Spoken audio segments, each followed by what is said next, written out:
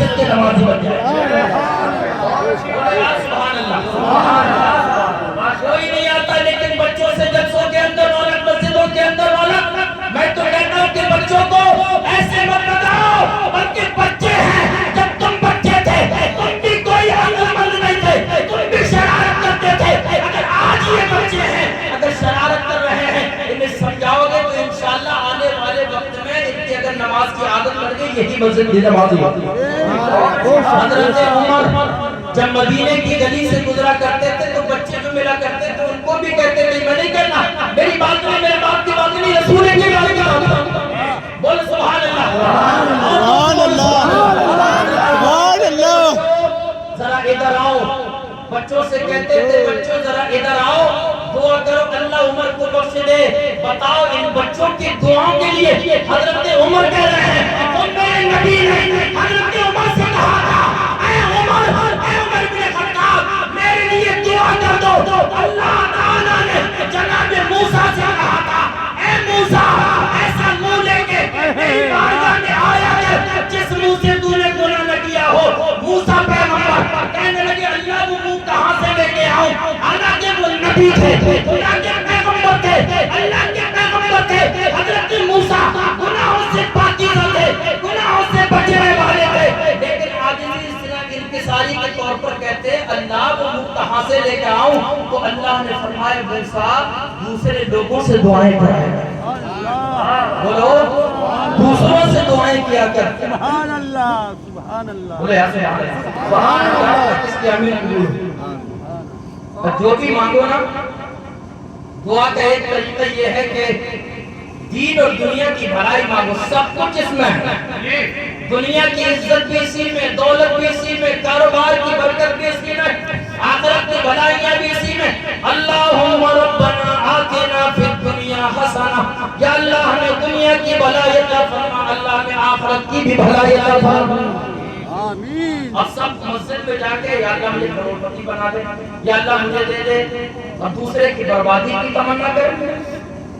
فرماتے ہیں کہ جب دعا کرو تو دوسروں کو بھی دعا میں شامل کیا کرو. کیا پتا تیری کوئی بات ایسی ہو, تیرا کوئی پاپ ایسا ہو, تیری کوئی غلطی ایسی ہو, کوئی گناہ ایسا ہو کہ تو کتنا بھی مانگے, تو کتنی بھی دعائیں کر, لیکن اللہ قبول نہ کرے. لیکن دعا کو دوسروں کو شامل کرنا, دعا کے اندر اس کی ایک برکت, ایک فائدہ یہ بھی ہے, اگر تیرا پاپ کوئی ہے, تیری کوئی غلطی ایسی ہے, تیرا کوئی گناہ ہے جس کی وجہ سے دعا قبول نہیں ہو رہی ہے, لیکن تو نے اگر دوسرے کو شامل کر لیا, تیری قبول نہیں ہو رہی ہے, لیکن اس کو شامل کرنے کی وجہ سے, اس کی وجہ سے تیرا بھی بھلا ہو جائے گا اور دوسروں کا بھی بھلا ہو جائے گا. دعا کرو جو اپنے لیے بھی دعا کرو اور دوسرے اپنے مسلمان بھائیوں کے لیے بھی دعا کرو. اور یہ بھی یاد رکھو کہ بات میں کبھی بددعائیں مت دیا کرو. فرماتے ہیں کہ اگر تم بددعا دو گے تو تم خود شرمندہ ہو. باپ اپنے اولاد کو معمولی سی بات پر بددعا نہ دے, بھائی اپنے بھائی کو معمولی سی بات پر بددعا نہ دے, اس لیے کہ کبھی کبھی ایسا ہوتا ہے کہ کوئی دعا کے قبولیت کا وقت ہوتا ہے, کوئی گھڑی ایسی ہوتی ہے تو اس میں آپ جو بھی مانگے, جو بھی کہیں وہ قبول ہو جائے گا. حضرت موسیٰ علیہ السلام کے قوم بنی اسرائیل میں کافی ایسا تھا, اس کو اللہ کی طرف سے یہ حکم ہوا تیری 3 دعائیں قبول ہوں گی, 3 دعائیں قبول ہوں گی. اب اس نے دعا کی اللہ میری بیوی کو خوبصورت بنا دے, دعا قبول ہو گئی, اللہ نے اس کی بیوی کو خوبصورت بنا دی, لیکن وہ خوبصورت ہوئی, شوہر سے زیادہ خوبصورت ہو گئی تو شوہر کو خاطر میں نہیں لاتی, شوہر سے لڑائی کرنے لگی, جھگڑا کرنے لگی, پورا گھر میدان جنگ بنا دیا. شوہر کو غصہ آئے تو شوہر نے کہا یا اللہ اسے کتیا کی صورت میں تبدیل کر دے, یا اللہ اسے کتیا بنا دے. وعدہ الہی کا قبول ہوگی. 3 دعائیں, ایک تو مان چکا تھا کہ اللہ میری بیوی کو خوبصورت بنا دے, ایک وہ قبول ہو گئی. اب ادھر اس نے کہا کہ اللہ اسے کتیا کی صورت میں بدل دے, وہ بھی قبول ہو گئی. اللہ نے اس کی بیوی کو کتیا کی صورت میں تبدیل کر دیا. اب کتنی بچی بولو, وہ کتنی بچی؟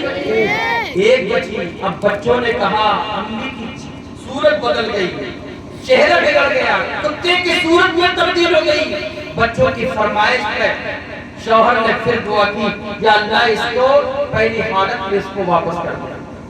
3 دعائیں قبول ہو گئی۔ کیا مانگا؟ سب کچھ دنیا کے لیے مانگا۔ ہم دنیا کے لیے تو بہت مانگتے ہیں، اللہ ہمیں کروڑ پتی بنا دے، اللہ ہمیں مکان بنا دے، اللہ ہمیں مالدار بنا دے، اللہ ہمیں یہ دے دے، اللہ ہمیں دنیا کی دولت دے دے۔ مسجد میں جانے کے بعد تم نے یہ سب کچھ مانگا، لیکن مجھے بتاؤ جو آخرت اصلی گھر ہے، اصلی وطن، اصلی ٹھکانہ، ہمیشہ ہمیش کی زندگی، تو مرنے کے بعد کی زندگی ہے، یا تو نے قبر کی آسانی مانگی ہے، یا قبر سے نجات کی دعا مانگی ہے، یا تو نے جنت میں جانے کی دعا مانگی ہے۔ آج جنت کی بات کوئی نہیں کرتا، آج گناہ کی معافی کوئی نہیں مانگتا، آج قبر میں آسانی کی دعا کوئی نہیں کرتا۔ اگر مانگتا ہے تو مانگتا ہے اللہ مجھے کوئی فور ویلر دے، یہ مانگتے نا، دعا کیا کرو اللہ مجھے دنیا کی بھی بھلائی بھی عطا فرما اور آخرت کی بھی بھلائی عطا فرما۔ سننا ہے کہ نہیں؟ توجہ ہے آپ کی؟ تو میرے پاس کھلنا ہے صدری ہم نے تھوڑی سی بات یہ بھی شروعات بولے سبحان اللہ۔ یہ طرف یہاں سے لے کر وہاں تک جو آج بچوں کے اندر دکھاری، پہلی بات میں آپ کو بتاؤں، شرافت، ایمانداری یہ بہت بڑی چیز ہے۔ اور آپ باپ ہیں اپنے بچوں کے، کوئی ماں ہے اپنے بچوں کی، آپ باپ ہیں، آپ کی نسلیں ہیں، آپ کے بچے ہیں۔ دنیا میں جب تک زندہ رہو ایمانداری کے ساتھ جیو، شرافت کی زندگی گزارو، لڑائی جھگڑے سے دور رہو، اختلافات سے دور رہو، آپس میں بھائی چارہ قائم رکھو۔ یاد رکھو اگر باپ اگر نیکی کرتا ہے، شرافت کی زندگی گزارتا ہے، ایمان کی زندگی گزارتا ہے، وہ تو مر جاتا ہے، وہ تو دنیا سے چلا جاتا ہے۔ اس نے جو نیکیاں کی تھی اس کے مرنے کے بعد اس کی نسلوں کو اس کی نیکیوں کی برکت ملا کرتی ہے۔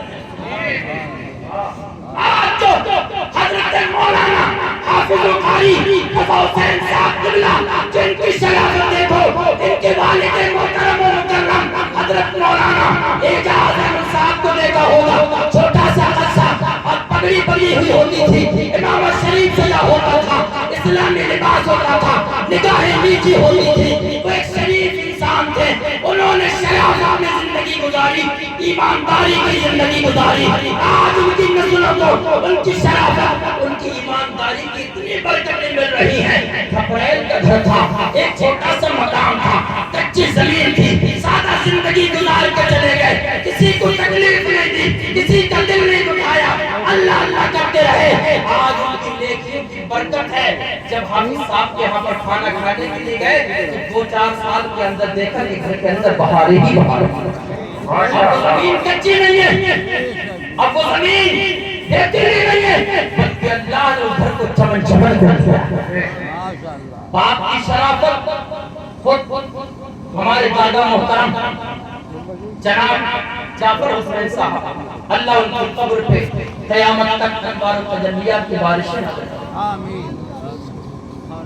اللہ ہم سب کو اچھا بنا۔ ہمارے دادا کو دیکھا ہی ہوگا سب نے، شاید آج تک جو ہے